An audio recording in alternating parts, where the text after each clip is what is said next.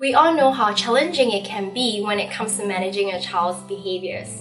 During my course of work, I've seen a range of disruptive behaviors.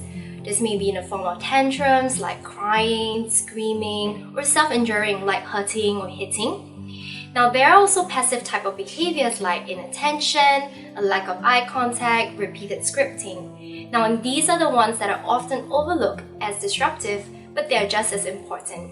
We all know that it's not always easy when we have to deal with these behaviors, especially for a parent.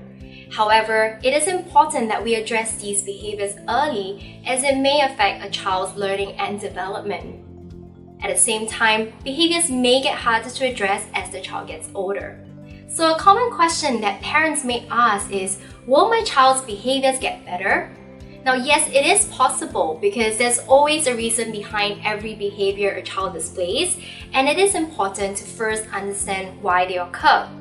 So in this upcoming talk, I'll be sharing with you, and we will be looking at identifying some common disruptive behaviors, why they occur, and how we can manage them with the right strategies.